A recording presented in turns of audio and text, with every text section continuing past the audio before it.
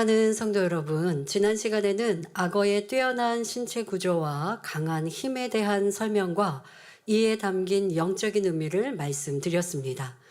하나님께서는 악어라는 피조물 하나만 보더라도 그 안에 담긴 하나님의 지혜와 권능이 얼마나 크고 놀라운지를 욥에게 알려주셨습니다. 악어의 단단한 가죽, 날카로운 이빨, 서로 빈틈없이 맞물린 비늘 등 강인한 구조는 인간이 쉽게 다룰 수 없는 위협적인 존재임을 나타냅니다. 이를 통해 하나님께서는 욥이 감히 하나님께 맞서고자 한 것이 얼마나 무모하고 불가능한 일인지를 깨닫게 해 주셨지요.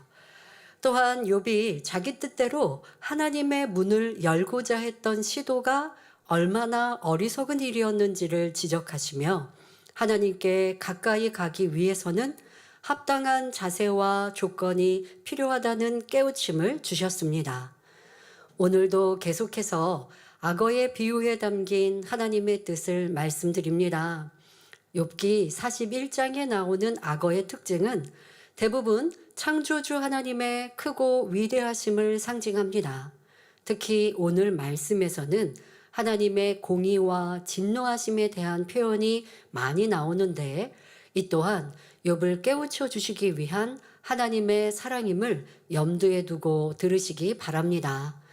그리하여 여러분 모두가 말씀에 담긴 하나님의 뜻을 깊이 깨달으시며 하나님 앞에 더욱 합당한 마음을 이루시기를 주님의 이름으로 기원합니다.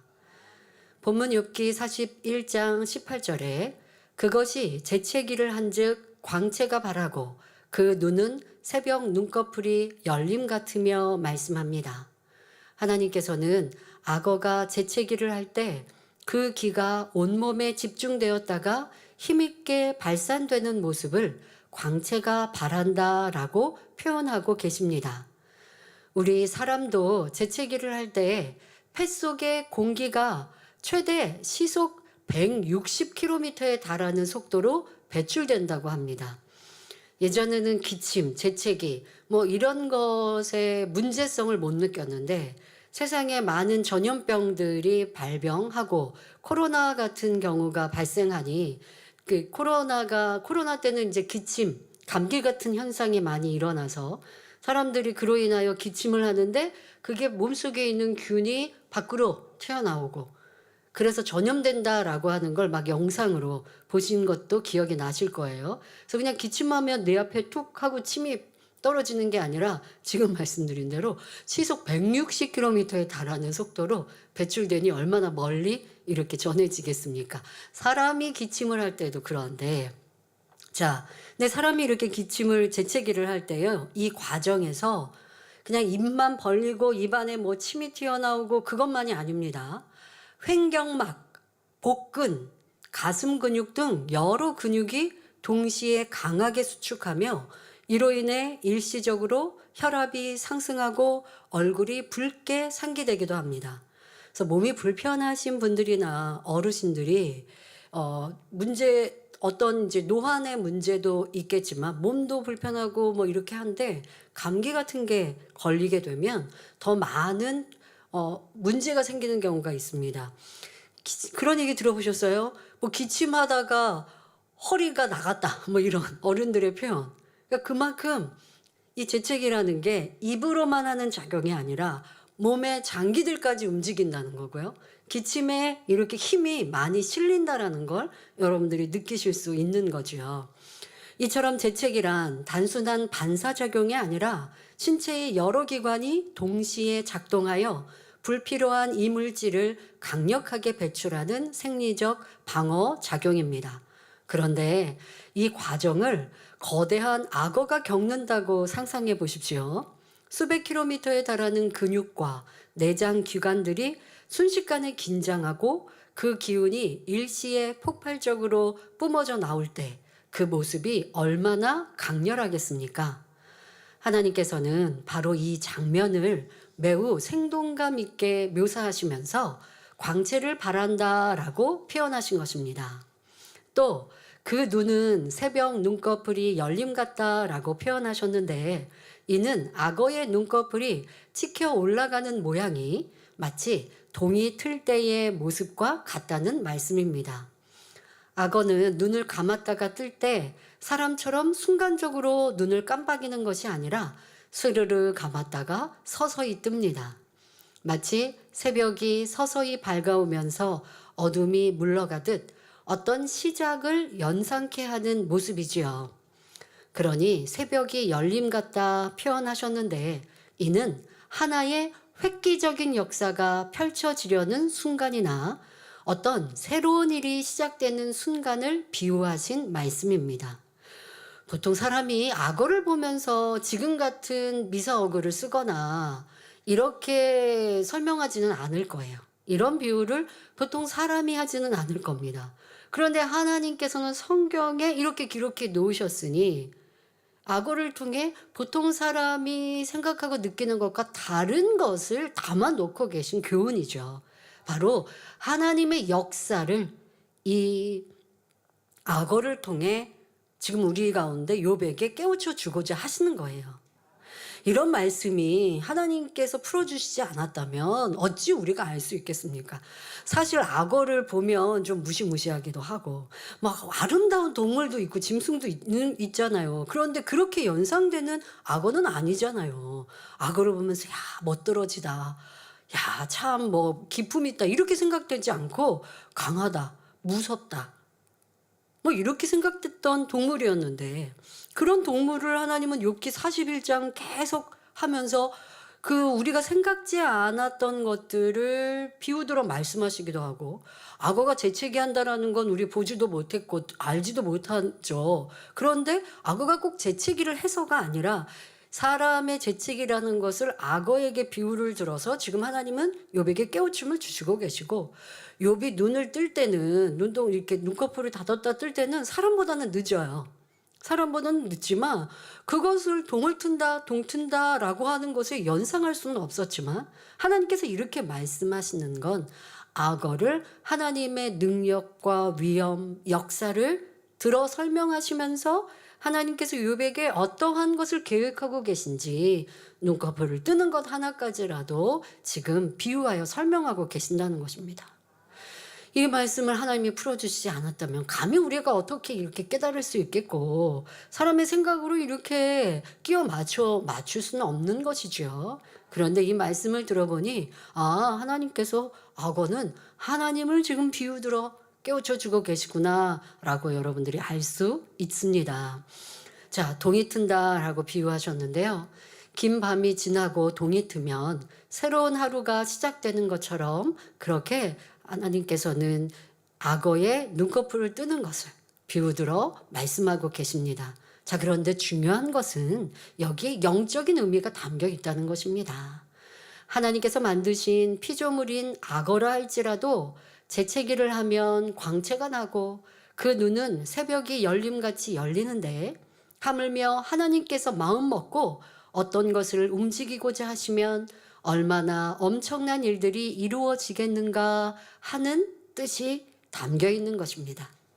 그러니까 악어의 그냥 외형적인 걸로 나는 그렇게 못 느꼈는데, 악어가 눈꺼풀을 이렇게 뜰 때 동 트는 것처럼 안 느꼈는데, 이렇게 생각하지 마시고 하나님께서는 지금 앞서 악어의 이 무시무시하고 강인한 힘과 그 모습을 설명하시고, 그런 악어라 할지라도 이렇게 눈꺼풀을 뜨는 걸 볼 때 이런 걸 연상할 수 있는데, 그렇게 너가 두렵고 떨려하는 하나님이시나 하나님께서 무엇을 하시고자 하면 못하겠느냐라고 또 욥에게 계획하신 그 시작과 미래의 하나님의 축복을 담아 설명하고 계신 것입니다.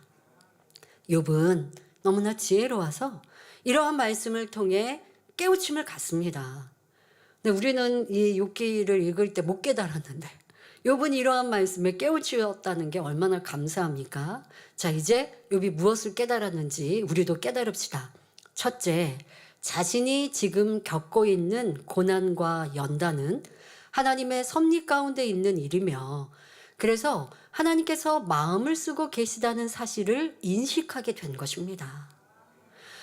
피조물 하나하나에도 이러한 의미가 담겨 있고 피조물에 만드신 것과 하나님의 능력을 이렇게 비유들어 설명하실 때 그렇습니다, 그렇습니다 끄떡끄떡 할 수 있었는데, 하나님께서 이 만드신 피조물에도 이러한 능력을 남겨 놓으셨는데 나에게는 어찌하실까?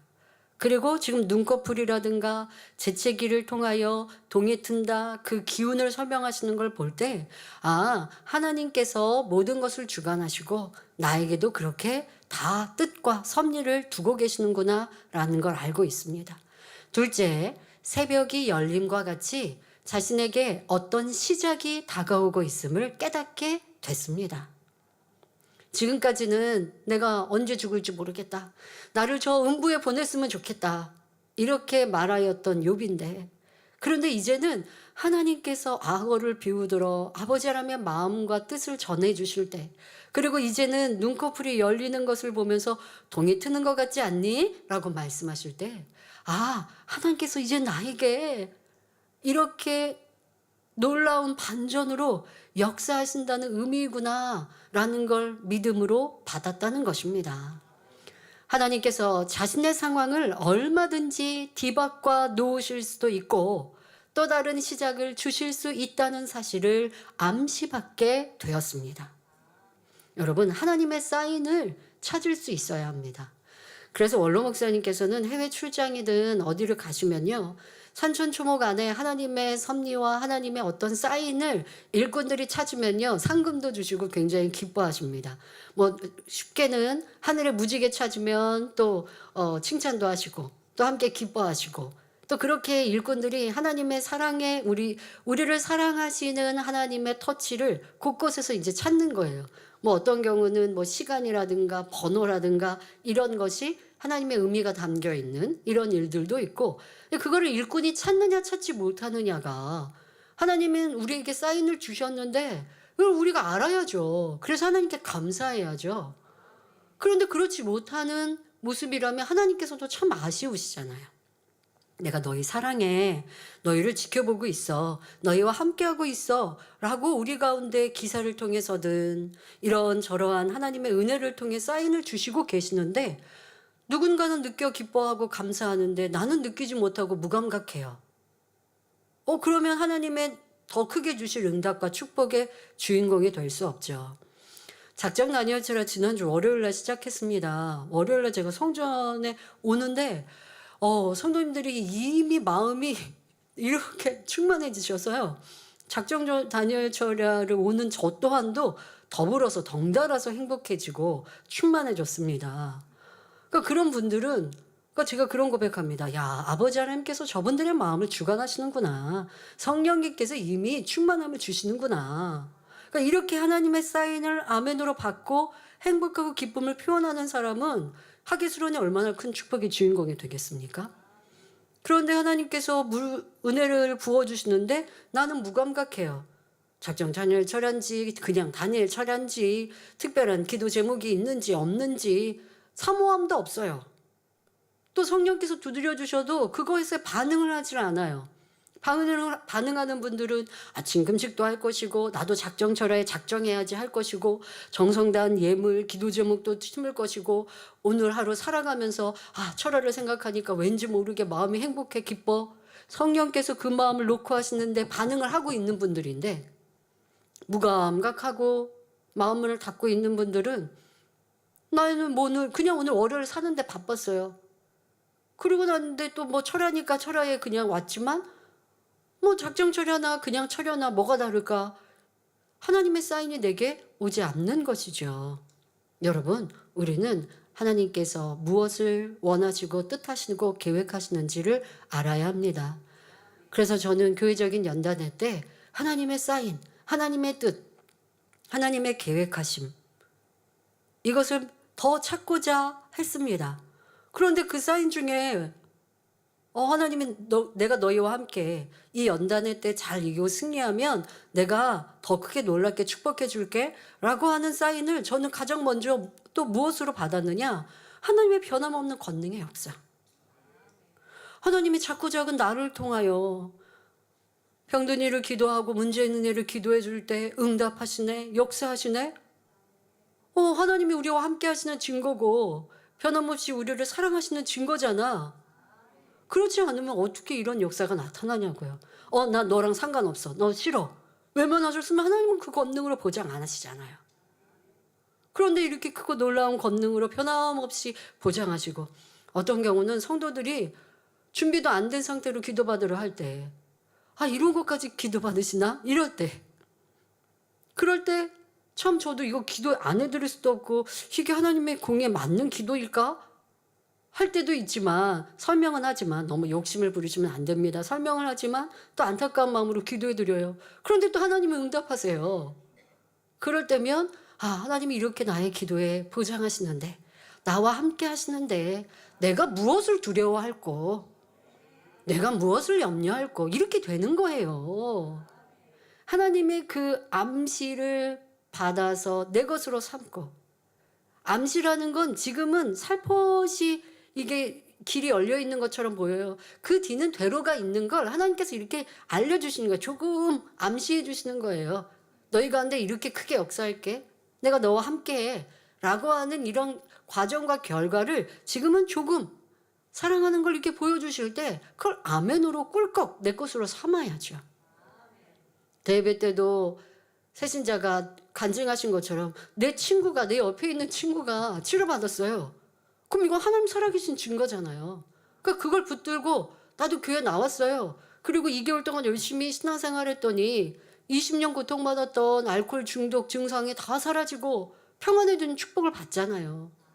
이렇게 누군가가 만난 하나님을 나한테 전할 때 그것을 내 것으로 삼고 사모해서 나오는 이가 있는가 하면 뭐 그런 일이 있어? 우연의 일치겠지. 잃어버리고 나랑 상관없는 사람은 치료도 응답도 축복도 받을 수 없죠. 여러분들도 하나님께서 우리에게 주시는 그 사인을 믿음으로 받으십시오. 지금 욥이 그러고 있는 거예요. 욥이 악어를 통해 하나님의 뜻을 전할 때 지금쯤 하나님께서 말씀하시는 동이 튼다. 악어의 눈꺼풀이 열리는 걸 동이 트는 것 같다라고 말씀하실 때 욥은 하나님께서 이제 나에게 응답하시고 역사하시겠구나 라고 아멘으로 받고 자기를 더 겸비케 하고 부족한 것을 더 찾아가니 결국 축복의 주인공이 됩니다. 그냥 앉아있다 축복받고 응답받는 거 아닙니다. 내가 그걸 아멘으로 받고 믿음으로 받고 도전하고 기도하고 사모해야 여러분 것이 되는 것입니다. 성도 여러분, 우리도 살아가면서 시험이나 환난을 겪을 때가 있습니다. 혹여 지금도 그 시간을 지나고 있는 분들이 계시다면 이 말씀을 마음에 새기시기 바랍니다. 자, 내가 지금 연단의 때에 있다면 먼저는 하나님의 뜻에 벗어난 것을 회개하시면 되고요.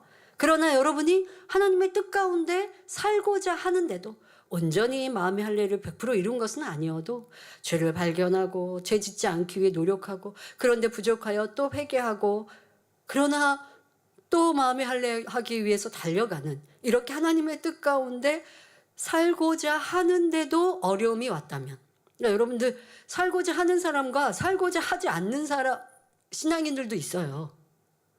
말씀은 듣고 주일날 예배는 드리고 월요일날 이제 출근하고 세상에 나가면 하나님 말씀은 다 잊어버려요. 죄, 악에 대해 경계하셨던 거 마음에 기억하고 행하려고 하지 않아요. 이런 사람은 하나님 뜻 가운데 살고자 했다라고 할 수가 없어요. 그런데 그래도 아직 내가 온전치 않더라도 깨어 기도하고 말씀 듣기를 기뻐하고 말씀대로 마음을 할례하기 위해서 노력하는데 부족함이 있는 분들, 그로 인하여서 어려움이 왔을 때 낙심하지 말고 하나님의 뜻을, 암시를 찾으십시오. 자, 먼저는 하나님께서 여러분에게 어떤 일을 이루기 위해 시작하셨다는 것을 깨닫고 그 일이 무엇인지를 발견하시기를 바랍니다. 예를 들어 여러분의 가족이나 여러분 자신에게 어떤 시험이나 문제가 닥쳤다면 반드시 그 속에는 하나님의 섭리가 있습니다. 하나님께서 너는 내 딸이다, 너는 내 아들이다 라고 인정하시는 분들은 아버지 되시는 하나님께 늘 기도할 것입니다. 어떤 분은 내 영혼이 잘 되게 해주세요 기도할 것이고 어떤 분은 사명 감당 잘하게 해주세요 혹은 물질 축복받아 널리 구제도 하고 하나님 나라를 위해 마음껏 일할 수 있게 해주세요 라고 간구했을 것입니다. 그렇다면 하나님께서는 이러한 기도에 응답하시기 위해 여러분이 그릇 준비할 수 있도록 이끄시게 됩니다. 내가 기도하고 아버지 하나님 변화되게 해주세요. 제가 모르는 것 있으면 깨닫게 해주세요. 이렇게 기도했어요. 그런데 어떤 때 누가 나를 막 험담하고 괴롭게 해요. 그랬더니 내 마음에 저 사람이 영 불편하고 싫어요. 아까 기도했던 거 언젠간 모르지만 기도했던 거 지금 응답 아닙니까? 내 안에 묵어 있었던 마음이 드러나는 거예요. 누가 부딪혀 와야 나를 보지요. 누가 나를 괜히 건드려야 내가 미움이 있는지 사랑이 있는지 용서가 있는지 아니면 용납하지 못하는지 알 수 있죠. 기도할 때는 아버지 하나님 주님 닮게 해주세요. 스데반 집사님처럼 잘못 없는데도 돌로 쳐도 그를 위해서 중보기도 하게 해주세요. 이렇게 좋은 기도는 다 해놓고 그리고 누가 나를 괜히 괴롭히는 상황이 왔어요. 그랬더니 하나님 저에게 왜 이런 어려움 주세요? 이러고 있으면 어떡하냐고요. 그게 아니라 이 속에서 나를 깨우치고 발견케 하시는구나 라고 알아야죠. 나를 보니까 스테반 집사님과는 거리가 멀구나. 이렇게 속상해하고 있구나. 아니 내가 그 사람을 미워하고 있구나. 그 사람에 대해서 내가 뒤에서 험담하고 있구나. 가서 싸우지는 않아도 영 밉고 싫은 마음이구나. 그렇게 스테반 집사님 좀 되고 싶었으니까 그렇게 못한 나를 보게 하시는 거죠. 이렇게 하나님의 뜻을 찾으셔야 합니다. 또 어떤 분이 질병을 치료해 주세요 라고 기도한다면 하나님께서는 응답해 주시기 위해 먼저 질병의 원인을 깨닫고 회개할 수 있도록 연단하십니다. 또 어떤 분은 축복을 위해 기도하시는 분들도 있죠. 저는 큰 회사의 사장이 되어 물질로 하나님 나라의 힘이 되길 원합니다 라고 기도한다면 하나님께서는 그에 합당한 그릇을 갖추도록 연단하십니다. 그릇이 작으면 연단을 통해 더 큰 그릇으로 만들어 가십니다.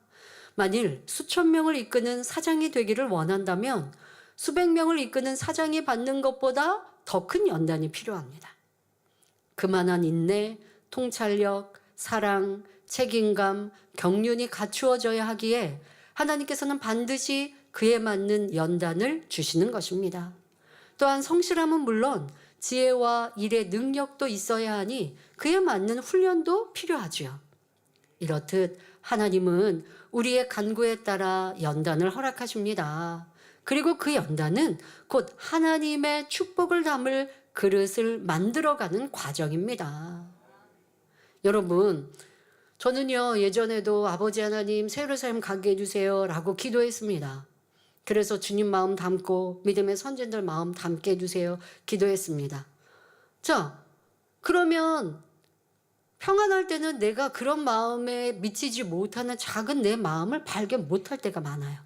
그러니까 하나님은 그러한 마음이 되게 하시고자 되지 못하는 나를 발견케 하시는 게 우선이에요. 무엇이 부족한지를 깨달아서 그것을 채워야 그런 사람이 되지 않겠습니까? 그러니까 연단이라는 건 내 부족함을 보게 하십니다. 내가 불편했는지 싫었는지 미웠는지 내가 몇몇 사람은 품을 수 있지만 더 많은 사람은 품지 못하는지 이런 것들을 내게 알게 하시죠. 그러니 연단은 축복이고 그 연단을 통해 나를 부족한 것들을 인정하고 그것을 놓고 또 기도하고 그렇게 부족한 거 하나하나를 채워가면 기도했던 열매를 얻는 거예요. 여러분도 새 예루살렘 가기 원한다고 하나님께 기도하셨죠? 그럼 새 예루살렘 갈 수 있는 사람 돼야죠? 성경에서 새 예루살렘 가신 분들이 누가 있나 보시면 그분들이 어떠한 삶을 사셨는지 여러분들이 아시죠? 말씀드린 대로 스데반 집사는 아무 잘못 없는데 돌로 상대가 사람들이 쳐서 나를 괴롭게 해도 미워하지 않고 싫어하지 않고 도리어 그들을 위해서 회개하는 중보 기도를 하셨어요. 새로운 사람은 어떻게 간다는 것을 알고 연단이 오고 어려움이 올 때 그에 미치지 못한 내 모습을 발견하는 것. 그래야 하나님의 기대하심을 이루어 드릴 수 있는데 기도는 해놓고 또 나는 하나님 원하시는 대로 살아가고 있으니 하나님은 나를 더 큰 그릇으로 높은 믿음으로 만들기 위해 이끌어 가시는데 그 속에서 낙심하고 멈춰있고 힘들어한다면 그러면 여러분들이 기도했던 말을 이룰 수 없는 것입니다. 하나님은 우리가 그릇 되기에 연단하시고 이끄시는데 나는 아멘으로 하나님의 뜻을 찾았는가 아니면 싫다 했는가 점검해 보십시오. 자, 그러면 혹시 여러분, 나는 연단 받기 싫으니까 큰 꿈을 품지 말고 기도도 하지 말아야겠다 생각하셔야겠습니까? 야, 이거 보니까 세루살렘 들어가는 분들은 굉장히 큰 어려움도 연단도 받고 큰 그릇으로 나와야 되고, 나를 애매히 고난하고 어렵게 하는 사람도 용서하고 이해하고 품어주고, 내가 하고 싶은 말만 안 하고 상대가 원하는 대로 맞춰주고 희생만 해야 세루살렘 가는데, 아니 나는 그렇게 살기 싫어. 그러니 세루살렘 가지 말자. 아니면 그런 기도는 하지 말자 해야 할까요? 아니, 그러면 결과적으로 여러분 세루살렘 못 가는 거고, 영원 무궁한 천국에서, 낮은 천국에서 상급도 부족하고 그렇게 살 수밖에 없는데요. 그런데 나는 이 땅의 짧은 시간은 희생하고 낮아지고 섬기고 내가 깨어지고 부서지고 주님 닮기 위해서 상대가 악을 행하는데 그로 인하여 슬퍼했던 내가 잘못이야. 악을 행하는 상대가 잘못이 아니라 그것 때문에 내가 힘들어하고 지쳐있던 내 그릇이 작다 여기고 기도하고 금식하며 크고 넓은 마음 갖기 위해 수고한, 상대는 악을 행하면서도 회개 안 하는데 악을 행하지 않은 내가 회개하고 있어요. 그러면 손해보았을까요? 아닙니다. 하늘의 크고 영광스러운 자리에 나를 있게 하시죠. 그러니 손해볼 게 없습니다. 여러분들도 그런 영원한 것을 향해 달려가시기를 바랍니다. 아예 내가 연단이 싫으니까 큰 목표도 갖지 말고 그렇게 기도도 하지 말까 한다면 하나님께서 무엇을 하실까요? 하나님께서는 기도하지 않는 것도 죄라 하시며 쉬지 말고 기도하라 말씀하셨습니다. 그리고 참으로 믿음이 있다면 어찌 작은 그릇 되기를 원하겠습니까?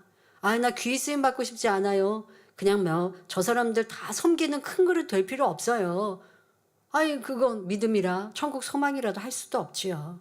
하나님 앞에 더 큰 그릇 되기를 원하고 크게 축복받아 영광 돌리기를 바라며 날마다 기도하는 것, 이것이 큰 믿음인 것입니다. 그리하여 매일 변화를 통해 더 큰 능력자가 되어 하나님의 사랑과 인정을 받는 자녀가 되어야 합니다. 이를 위해 기도하니 하나님께서는 여러분이 사회에서도 인정받으며 하나님의 영광을 드러내는 사람으로 연단하시는 것입니다. 연단 우리 무서워하고 두려워하고 피하지 맙시다. 연단을 통해 멋지고 아름다운 사람이 될 수 있으니 아버지 하나님, 필요하실 때 저를 연단하셔서 온전케 하옵소서. 근데 또 기도는 그렇게 했다가 실상 연단이 오면 주춤하고 힘들어하고 지쳐하고 불평하고 원망하더라는 것이죠. 그런데 우리 욥기 강의 이제까지 100편이 넘도록 들었으니까 이제 연단을 다시 생각하셔야 돼요. 다른 각도로. 아, 아버지가 연단하시는 것은 축복이야. 연단을 통해 내가 모난 부분은 갈고 닦고 부족한 것은 채워서 하나님이 원하시는 멋진 그릇으로 만들어서 하늘에서도 큰 자, 이 땅에서도 존귀한 자로 만드시는 거야. 하나님의 토기장이의 손에 맡겨드려야지. 내가 이렇게 해줘 저렇게, 나는 간장 담는 조그만 그릇, 간장 담는 조그만 그릇에 그만큼만 만들어주세요. 이러지 말자. 하나님이 나를 크고 멋지게 만드신다고 할 때 아멘하자. 여러분, 욥기 강해가 그런 교훈으로 꼭 남으시길 바랍니다. 그래서 연단하면 힘들고 어렵고 피하는 게 아니라 연단? 하나님이 나를 멋지게 만드시고자 하시는 과정이야. 부족한 나를 발견하고 무릎 꿇어 인정하고 그리고 채워가고 고쳐가자. 자, 그러한 의미로 기억합시다. 욥도 처음에는 왜 자신이 이런 고난을 겪는지 알지 못하고 원망하고 불평으로 하나님께 따졌습니다. 그러나 하나님께서 나타나셔서 여러 비유로 말씀하시며 하나님의 뜻을 하나하나 설명해 주시자 욥은 비로소 깨달아가게 됩니다. 그 깨달음의 끝에는 회개가 있고 마침내 회복과 큰 축복이 임하지요. 우리도 마찬가지입니다. 어떤 상황에서도 하나님의 마음이 우리를 향해 움직여진다면 하나님께서 우리를 불꽃 같은 눈동자로 바라보고 계신다면 하나님께서 어떻게 하든 역사해 주십니다. 그러니까 나를 보고 계시는가? 그렇지 않는가가 중요합니다. 보고 계시는데 안 도와주시는 게 연단의 때예요. 나를 집중하시지만 간섭하지 않으실 때가 연단의 시간이에요. 그래서 하나님이 나를 안 보시나 봐. 나를 안 도와주시나 봐. 느껴질 수 있어요. 연단의 때 순간은. 그러나 내가 하나님의 말씀 안에서 벗어나지 않았다면 결코 하나님의 사랑의 눈은 나를 떠나지 않으셨어요. 근데 내가 하나님의 말씀에서 떠났다면 하나님이 나를 외면하셨나? 걱정해야 되고, 그러면 다시 하나님의 시선을 내게 향하시도록 다시 내가 빛 가운데 거하면 되는 것이고요. 그런데 연단의 때에 하나님이 나를 보러 나를 간섭하시고 나에게 역사하시는 게 더디다 하여 낙심하지 마시고, 하나님이 내게 연단을 통해 얻고자 하시는 것으로 변화되는 것에 집중하십시오. 그리고 변화의 열매로 나오면 전보다 더한 축복으로 임하는 것입니다. 여러분에게 어떤 문제가 있다 해도 하나님께서 여러분을 향해 마음써 주시기를 사모하고 하나님의 시선과 관심을 끄는데 힘써야 합니다. 욥은 하나님의 시선과 관심을 끄는 방법을 잘못 선택했다고요. 불평하고 원망하고 뗐으면 하나님의 나를 바라보시고 들으실 줄 알았는데, 하나님께서는 욥기 41장에 나타나셔서 너 그렇게 했던 지금까지 그거 다 헛것이었다. 그거 내 관심 끄는 거 아니었어. 그러는 거 아니야 라고 말씀하고 계시죠. 그런데 욥은 원래 하나님이 집중하고 보고 계셨고 그 연단 자체를 하나님의 섭리 속에 있었기 때문에 욥이 조금 불평 원망해도 하나님이 외면하지는 않으셨지만 응답과 축복과 회복이 신속히 이루지는 못했다는 걸 말씀하고 계시죠. 자, 여러분들 꼭 명심해야 합니다. 하나님의 시선과 관심을 끄는 방법은 진리 안에서만, 빛 가운데 내가 거할 때만 가능해요. 연단이 있고 지금 어려움이 있을 때 불평 원망은 하나님께서 나에게 향하셨던 눈을 외면하시게 되지만, 그러한 때에 더 기뻐하고 감사하고 깨어 기도하고 내 잘못을 찾아 회개한다면 하나님은 나를 사랑의 눈으로 보시고 혹여 내가 부족하여 받는 어려움이라 시험이라 할지라도 외면하셨다가 다시 나를 향해 눈길을 주시는 것입니다. 하나님께서는 그러한 자녀, 바로 빛 가운데 진리 가운데 하나님 중심으로 생각하고 기도하는 자녀를 연단하셔서 새벽에 눈꺼풀이 열리는 것 같이 새로운 길을 열어주십니다. 그러므로 우리는 더욱 믿음으로 하나님을 의지해 나가야 합니다. 성경을 보면 평범한 사람들이 하나님의 부르심을 받을 때 얼마나 위대한 변화가 일어났습니까? 베드로는 바닷가에서 고기를 잡던 평범한 어부였습니다. 그러나 예수님께서 나를 따르라 말씀하셨을 때 그 즉시 그물을 버려두고 순종했습니다. 그 결과 그는 수많은 영혼을 하나님께로 인도하는 위대한 권능의 사도가 되었지요. 여러분도 마찬가지입니다. 예전에는 단지 평범한 주부 또는 가장이었고 보통 직장인이었지만 예수 그리스도를 영접한 후에는 하나님 나라의 귀한 일꾼이 되고 사명자가 되었습니다. 어떤 분은 구역장으로, 조장으로, 기관장으로, 선교회장으로 하나님께 쓰임받고 있지요. 사명을 통해 영혼 구원하기를 힘쓰며 질병으로 고통받는 이에게 치료의 하나님을 알게 해주고, 낙심한 사람에게는 소망을 주고, 가난하고 상처 입은 이에게는 힘과 용기를 주며 새로운 삶의 길을 열어주는 일들을 감당하고 있습니다. 이런 일들을 과연 세상의 의사가 할 수 있을까요? 판사가 할 수 있을까요? 오직 하나님의 능력을 입은 사람만이 할 수 있는 일들입니다. 육으로 볼 때는 평범한 사람같이 보이지만 하나님을 믿는 믿음 안에서 위대한 일을 이루는 보배롭고 존귀한 존재가 된 것입니다. 그러므로 하나님께서 우리를 부르시고 귀하고 복된 자로 변화시키고 계심을 믿어 더욱 힘써 하나님의 뜻 가운데 나아가시기를 바랍니다. 이렇게 주일 간증 때에 새신자가 치료받는 일들을 보면 기존의 성도님들도 함께 기쁘시죠. 자, 그런데 그렇게 새신자를 전도한 분, 전도하면서 이 재단에 나타난 권능을 알리기도 하고, 또 서덕분 교구자님처럼 가서 손수건으로 기도해 줬더니 교회 등록한 것도 아닌 전도하고 마음을 여는 분에게 문제가 있다고 하니까 손수건 기도를 해줬단 말이에요. 그런데 치료받으니 알곡되잖아요.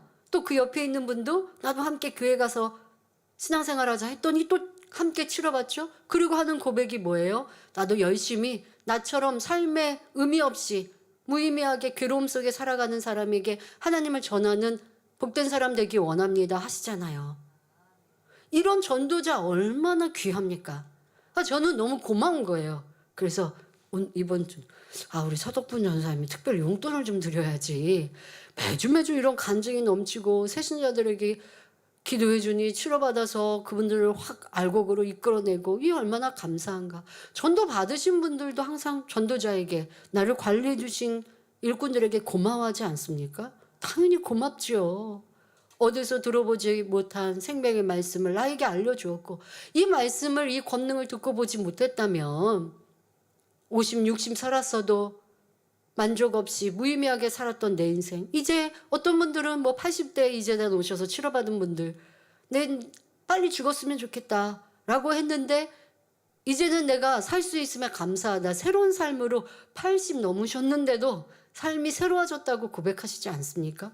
이제 하루하루 살아가는 것이 행복하다고 고백하는 새신자들의 고백.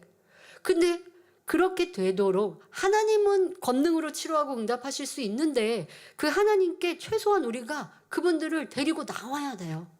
이런 전도자가, 이런 일꾼들 하나님 모실 때는요. 세상에 아무리 부유한 사람, 아무리 육으로 아름다워서 나를 드러내는 사람, 세상에서 그렇게 자기를 드러내서 인기 있거나 사람들이 붙잡는 사람, 비교할 수 없이 하나님은 이렇게 전도자를 소중히 여기시고 영혼들을 관리하는 일꾼들에게 무한한 하늘의 상급으로 갚아주시는 것입니다. 교회 안에 어떠한 사명도 마찬가지입니다. 연주하는 사명자들이 있습니까? 카메라 봉사하는 사명자들이 있습니까? 내가 보이지 않으나 곳곳에서 헌신하고 봉사하는 것. 이 예배를 위해, 하나님 나라를 위해, 하나님의 영광을 위해 헌신하고 수고하는 거, 내 마음이 하나님을 사랑하여 올려드리는 봉사고 충성이라면 하나님은 이 세상에 어떠한 부, 명예, 지식, 권세, 연예인들과 비교할 수 없이 우리를 사랑하고 귀히 여기신다는 것입니다. 저도요, 내가 작고 작은데 내가 이렇게 아무것도 할 수 없는, 세상에 나가면 내가 뭘 할 수 있을까? 저도 한번 예전에 생각해 본 적이 있는데 내가 세상에 나가서는 뭐 할 수 있는 게 없어요. 컴퓨터를 잘하는 것도 아니고 요즘에 뭐 이렇게 젊은 사람들을 보면 영상도 찍고 편집도 하고 하는데 저는 그런 거 할 줄도 몰라요. 관심도 없고 휴대폰으로 그냥 문자 보내고 전화를 걸고 받을 정도는 알지만 요즘 젊은 사람들이 스마트폰으로 이용하는 이런 것들도 못해요. 내가 뭘 할 수 있을까? 세상에 나가 아무것도 할 수 없는 것 같은 나인데, 그런데 하나님의 능력이 나를 사로잡아 주시니 귀한 사람이 되지 않습니까? 하나님의 위대한 권능을 전하는 이러한 목회자가 되지 않습니까? 우리 모두 마찬가지입니다. 내가 무엇이 뛰어나서 하나님의 쓰임을 받는 것이 아니라 나를 낮추고 하나님의 뜻을 찾아 연단을 통해 깨어지고 부서지고 새로워져서 하나님의 말씀이 내 안에 거하시면 우리 모두 존귀한 자가 될 수 있습니다. 이어지는 본문을 보면 악어가 가진 놀라운 힘과 기세를 생생하게 묘사하고 있습니다. 욥기 41장 19절 20절에 그 입에서는 횃불이 나오고 불똥이 튀어나며 그 콧구멍에서는 연기가 나오니 마치 솥이 끓는 것과 갈대에 타는 것 같구나 말합니다. 그 입에서 횃불이 나오고 불똥이 튄다는 것은 악어의 입이 가진 엄청난 능력과 힘을 나타냅니다.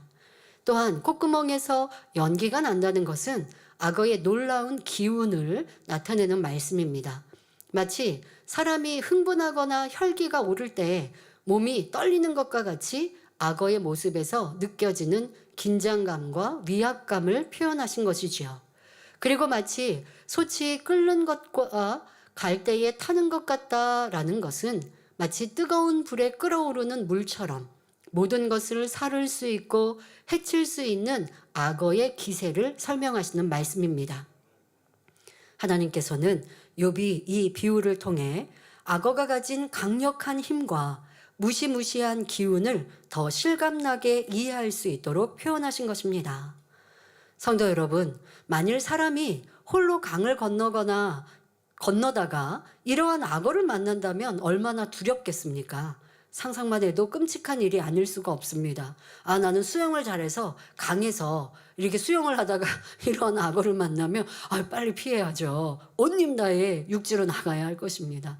더구나 악어의 입에 물렸다면 불똥이 튀는 것 같은 고통을 당할 수밖에 없을 것입니다.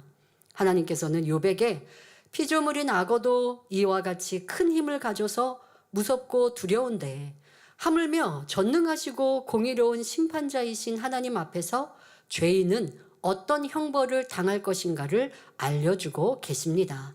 즉, 죄에 대하여 진노하시는 하나님의 모습에 대해 깨우쳐 주시는 말씀입니다. 성경을 보면 죄인들이 받는 형벌에 대해 여러 가지 사례를 찾을 수 있습니다.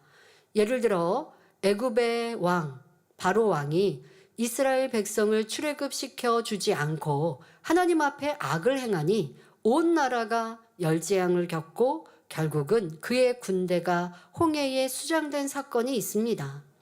또한 이스라엘의 왕이나 왕후가 선지자들을 핍박할 때 하나님께서는 그들에게 비참한 결말을 내리셨습니다. 북이스라엘 아합 왕의 왕비 이세벨은 온 나라를 우상 숭배에 물들게 했을 뿐 아니라 하나님의 선지자들을 핍박하고 엘리야 선지자까지 죽이려고 했습니다.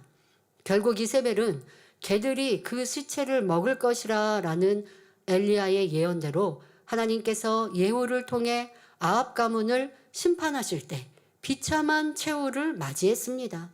예언한 그대로 되어졌다는 것입니다. 그 시체를 찾기 어려울 정도로 개들이 와서 그냥 먹어버리는 이러한 상황이 되었지요. 출애굽한 이스라엘 백성이 가나안 땅을 정복할 당시 하나님께서는 여리고성 전투에서 얻은 모든 전리품을 하나님께 바치라고 명령하셨습니다.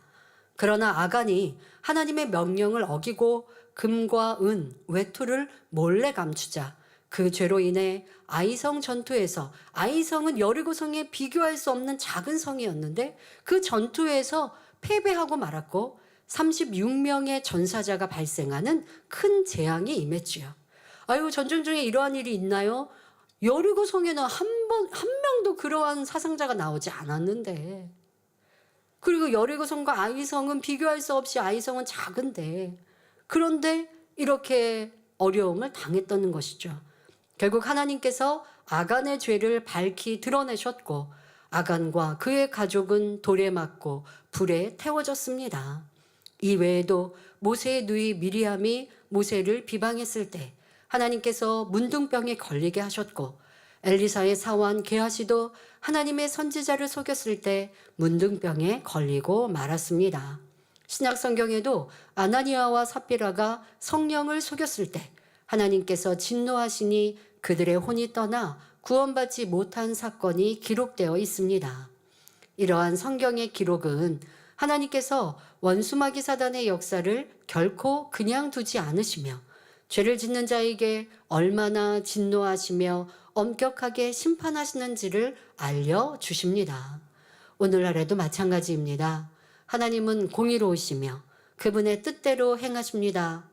하나님께서 사람들에게 선으로 역사하신다면 복을 많이 받지만 반대로 진노하신다면 엄청난 심판이 따른다는 사실을 알아야 합니다.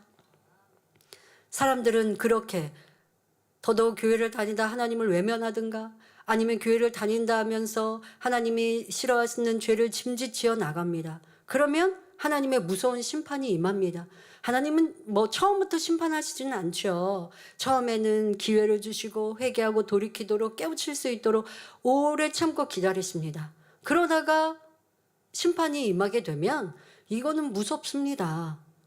어떤 사람들은 그렇게 하나님의 뜻을 알면서도 자꾸 피하려고 하죠. 주변에 도움을 구하고 이렇게 저렇게 하죠. 그러나 그 재앙은 열재앙처럼 시작하였는가 하면 끝을 맺을 때까지 쉬지 않는다는 것입니다. 이제 좀 시간이 지난 다음에는 열재앙 설교도 하겠습니다마는 우리가 사랑의 하나님, 용서하시는 하나님도 알지만 무섭고 두려운 심판의 하나님도 잊지 말아야 합니다. 그런데 하나님은 그냥 누구나에게 심판하시는 하나님이 아닙니다. 어둠 가운데 거하기에, 죄악 가운데 있기에 심판을 받는 것이지요. 하나님은 죄를 미워하시는 분이기 때문에 우리는 죄인된 모습으로 하나님 앞에 설 수 없다는 사실을 명심해야 하겠습니다. 이어지는 본문을 보면 욥기 41장 21절에 그 숨이 능히 숯불을 피우니 불꽃이 그 입에서 나오며 말씀하십니다. 성난 악어가 힘을 다해 숨을 토해낼 때 그 입김이 숯불을 일으킬 만큼 강력하고 불꽃이 튀어나올 듯이 두렵다는 것을 비유로 하신 말씀입니다. 사람도 분노가 극에 달하면 호흡이 거칠어지고 얼굴이 붉게 상기되며 눈에는 핏줄이 서고 온몸이 떨릴 정도로 무서운 모습이 됩니다. 하물며 사납게 생긴 악어가 맹렬히 성을 낸다면 그 앞에 서는 것조차 두려울 수밖에 없을 것입니다. 본문은 단순히 악어의 무서움을 묘사하신 것이 아니라 하나님의 진노가 임할 때 죄인이 얼마나 떨며 두려워할 수밖에 없는지를 앞절과 연결지어 깨우쳐 주시는 말씀입니다. 시편 18편 7절 8절을 보면 하나님께서 진노하실 때 그 위력이 어떠한지를 이와 비슷하게 표현하고 있습니다. 이에 땅이 진동하고 산의 터도 요동하였으니 그의 진노를 인함이로다. 땅이 진동하고 산이 움직인다 말씀하십니다. 하나님이 진노하시면 이렇게 무섭다는 거예요. 그 코에서 연기가 오르고 입에서 불이 나와 사름이여 그 불에 숯이 피었도다 말씀하셨지요. 하나님께서 죄인을 향하여 손을 대시면 바로 이와 같음을 알아야 합니다. 우리가 죄로 인해 연단을 받을 때 얼마나 마음이 아프며 반대로 진리 안에 행할 때 얼마나 성령 충만함 가운데 기쁨을 누립니까? 그러므로 하나님의 진노 아래서 두려움에 떨 것인지 아니면 진리 안에 거하여 평강과 기쁨을 누릴 것인지 선택의 갈림길에 설 때마다 항상 진리를 선택하는 여러분이 되시길 바랍니다.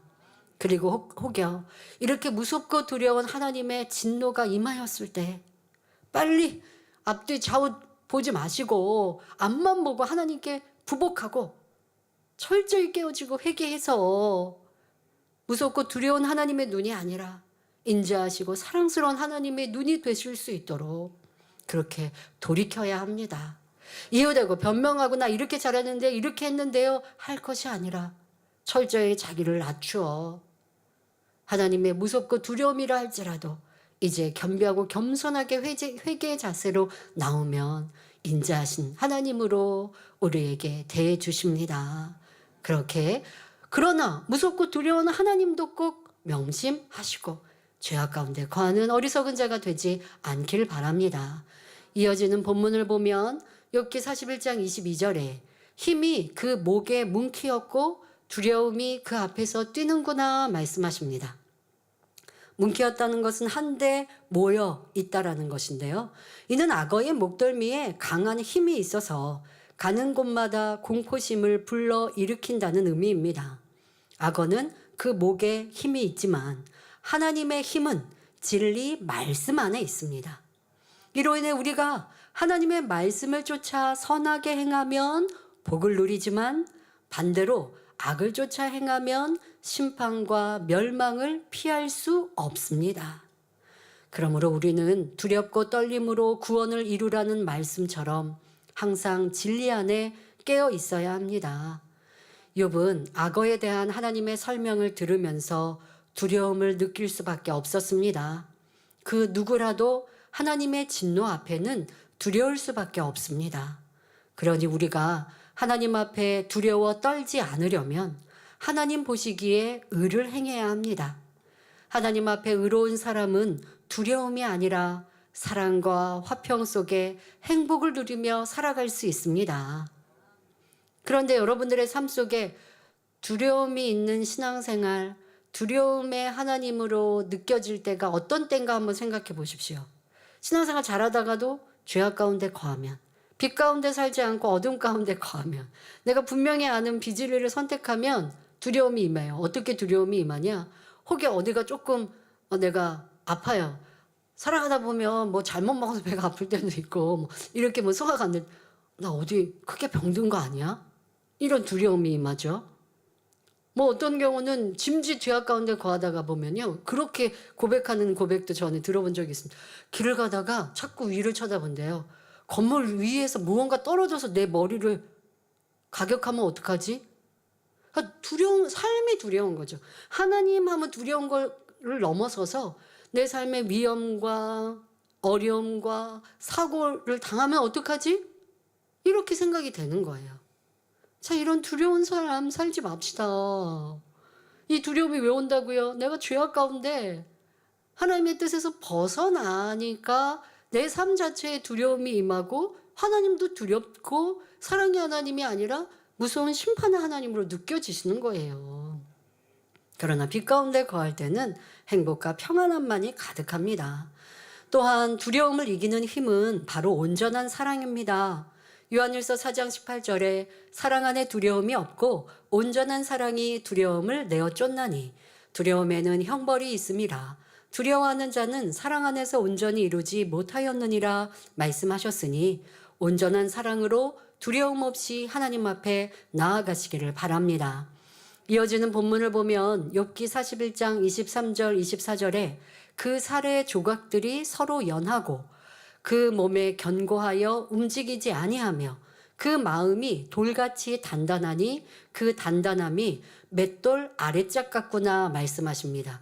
어른들은 맷돌 아시죠? 두 개의 큰 돌이 맞물려 있는데 위에 돌을 돌리면서 곡물들, 열매들을 갑니다. 그런데 그때 아래에 있는 돌은 움직이지 않습니다. 움직이면 이게 같이 움직여버리면 갈리지가 않죠. 아랫돌은 멈춰있고 윗돌이 돌아가면서 그 사이에 공간에 곡식이 들어가면서 이게 이제 윗돌을 움직일 때 갈아지거든요. 그러니까 아랫돌, 이 맷돌 아래에 있는 돌은 움직이지 않고 멈춰있고 위에 돌만 움직이는데 그것을 지금 맷돌 아랫짝이라고 말씀하고 계시는 겁니다. 자, 이는 악어의 몸이 얼마나 단단하고 견고한지를 느낄 수 있게 표현하신 말씀입니다. 그 살의 조각들이 서로 연하고 그 몸에 견고하여 움직이지 아니한다는 것은 악어의 근육들이 서로 굳게 결합되어, 연하다고 해서 부드럽다라는 의미가 아니라 서로 결합되어 흔들림이 없는 상태를 말하는 것입니다. 연하다, 서로 붙어있다라는 의미예요. 또한 그 마음이 돌같이 단단하고 그 단단함이 맷돌 아랫짝 같다라는 것은 바로 악어의 심장, 가슴이 그처럼 단단하다는 의미입니다. 영적으로는 하나님께서 뜻을 정하시면 단단한 맷돌 아랫짝 같이 변함이 없으시다는 의미입니다. 영적인 의미를 깨닫는 게 중요하죠. 하나님은 움직이지 않으시는 거예요. 이랬다 저랬다 사람처럼 마음에 그냥 기분 내키는 대로가 아니라 하나님은 변함이 없으시다라는 것을 설명하는 것입니다. 욥은 이 말씀을 통해 비로소 깨닫게 됩니다. 즉 하나님께서 내게 작정하신 일은 내가 하나님 앞에 두 손 모아 빈다고 해서 바뀌는 것도 아니고 원망 탄식하거나 변론한다고 해서 해결될 것도 아니구나 라고 깨닫게 되지요. 또한 어떻게 해야 하나님께 응답받을 수 있는지 그 방법론을 여기에서 다시 한번 터득하게 됩니다. 하나님께 간구한다고 해서 그럼 하나님이 변하지 않으신다는 거 이거 오해하시면 안 됩니다. 하나님께서 욥을 연단하시는 것은 욥이 근본에 있는 악까지 발견하여 버리는 것을 원하셨기 때문에 연단을 하신 거죠. 허락하신 거죠. 그러니까 욥이 이런 하나님의 뜻을 알아서 그렇게 되면 연단은 끝이지. 마음의 할례도 온전하게 하지 않고 악을 막 바라고 그 악을 버리지 않고 하나님 다시는 악을 이렇게 한다고 해서 하나님의 연단을 멈추지 않으신다는 거예요. 그러나 하나님은 우리가 겸비히 하나님께 기도할 때 항상 들으세요. 응답하세요. 그러니까 그 차이를 여러분들이 아셔서 이 말씀을 오해하시면 안 됩니다. 하나님은 한번 나를 이렇게 연단하시는 걸 정하셨으니까 하나님이 시간을 정해놓고 이렇게 연단하시는구나가 아니에요. 연단하시는 목적을 달성할 때까지 연단은 끝나지 않는다는 거예요. 그 목적이 변하면 변화. 여러분들이 변화되고자 하나님께서 기대하시는 것을 이행해야 그 연단이 사라지지 않는 거지. 그걸 내가 이루지 않고 하나님 그냥 잘할게요. 아니면 다른 거 충성한다고 해서 하나님께서 너는 됐다 하지 않으시는 이런 강직함. 변함이 없으신 하나님이시라는 것입니다. 자, 이번 이 말씀을 통해 하나님께 나아가는 응답받는 방법론을 또한 터득합니다. 자, 그것은 목표 설정을 바로 하고 똑바로 해야 돼요. 똑바로 목표 설정을 하고 그 목표를 향해 흔들림 없이 가야 한다는 것입니다. 자, 이 욥기 41장에서 하나님께서 욥에게 응답과 축복받는 길을 여러 가지 방법으로 이 악어를 비유들어 악어의 이빨, 악어의 뭐 가죽 여러 가지를 비유들어서 지금 여러분 많이 말씀드렸어요. 그런데 지금 또한 그 응답과 축복의 방법 설명하고 계신 거예요. 자, 목표를 바로 세우고 그 목표를 향해 흔들림이 없어야 응답받고 축복받는다는 거예요. 성도 여러분, 우리 하나님은 흔들림이 없는 반석이십니다. 따라서 하나님의 뜻에는 변함이 없고 하나님께서 정하신 목표에는 결코 흔들림이 없습니다. 이러한 하나님의 성품에 대해 신명기 32장 4절에 그는 반석이시니 그 공덕이 완전하고 그 모든 길이 공평하며 진실 무상하신 하나님이시니 공의로우시고 정직하시도다 라고 말씀합니다. 우리도 반석 같은 사람이 되어 하나님의 나라와 그 뜻을 이루기 위해 흔들림 없이 믿음의 길을 걸어가야 합니다. 그러면 하나님은 응답을 척척 주시는 것이죠. 반석과 같은 사람이란 두 마음을 품지 않고 좌우로 치우치지 않으며 상황에 따라 이랬다 저랬다 하지 않는 사람입니다. 즉 간사한 마음을 버리고 오직 진리를 붙들며 천성을 표대로 삼아 흔들림 없이 달려가는 사람이지요. 하나님께서는 우리가 목표를 이루기까지 죽음이라도 두려워하지 않고 진리의 말씀을 지킬 수 있는 믿음으로 달려가기를 원하십니다. 그러나 우리의 믿음이 연약할 때는 조그만 일에도 감정이 상하거나 쉽게 낙심하고 흔들리는 모습을 보이기도 합니다. 그러다 보면 처음에 품었던 신앙의 목표를 잊어버리고 어리석은 선택을 하게 되지요. 이런 모습으로는 결코 영원한 생명을 얻을 수 없고 더구나 새 예루살렘과는 거리가 멀어질 수밖에 없습니다. 그러므로 우리는 항상 믿음의 본이 되어주신 예수 그리스도를 바라보아야 합니다. 히브리서 12장 2절에 믿음의 주여 또 온전케 하시는 이인 예수를 바라보자. 저는 그 앞에 있는 즐거움을 위하여 십자가를 참으사 부끄러움을 개의치 아니하시더니 하나님 보좌 우편에 앉으셨느니라 말씀하십니다. 예수 그리스도께서는 우리를 구원하시기 위해 흔들림 없는 반석이 되어주셨습니다. 십자가 위에서 사람들의 조롱과 멸시를 받으면서도 조금도 흔들리지 않으셨지요. 사람들은 예수님께 향하여 십자가에 달리신 예수님께 향하여 네가 하나님의 아들이거든 십자가에서 내려오라 라고까지 말하였습니다. 그러나 이러한 말들이 들린다 할지라도 예수님은 조금도 마음을 흐트리지 않으시고 끝까지 그 길을 가셨습니다. 만일 예수님께서 그 조롱에 반응하여 십자가에서 내려오셨다면 인류 구속 사업은 이루어질 수 없었지요. 여러분이 산에 오른다고 생각해 보십시오. 산 중턱쯤 올라가서 힘들다고 다리가 아프다고 이제 그만 내려가자고 한다면 어떻게 정상에 도달할 수 있겠습니까? 아무리 힘들어도 정한 마음으로 끝까지 올라가야 정상에서 승리의 기쁨을 맛볼 수 있습니다. 우리의 신앙생활도 마찬가지입니다. 중도에 포기하는 사람은 목표에 이룰 수 없습니다. 여러분은 어떤 목표를 품고 계십니까? 천국에 들어가기를, 아니 새 예루살렘에 이르기를 원하신다면 흔들림 없이 목표를 향해 달려가야 합니다. 그러기 위해서는 죄를 피 흘리게까지 싸워버리며 우리 주님의 마음을 닮아가야 하지요. 영원히 잘 되기 위해 하나님의 사랑받는 자녀가 되기 위해 불같이 기도하며 말씀대로 행해 나가야 합니다. 욥도 목표가 잘못되었을 때는 친구들과 변론하고 하나님을 원망하며 자기 의를 주장하는 소인배에 불과했습니다. 그러나 하나님께서 연단을 통해 분명한 목표를 설정해 주시자 욥은 대인이 되었고 친구들을 위해 기도해 줄 수 있는 사람이 되었습니다. 우리에게는 새 예루살렘이라는 분명한 목표가 있습니다. 그러므로 이 목표를 결코 잊지 말고 어떤 상황에서도 흔들림 없는 반석 위에 굳건히 서서 진리를 따라 목표를 향해 끝까지 달려가시길 주님의 이름으로 기원합니다. 말씀 참고하시면서 함께 기도하겠습니다. 좋으신 아버지 하나님,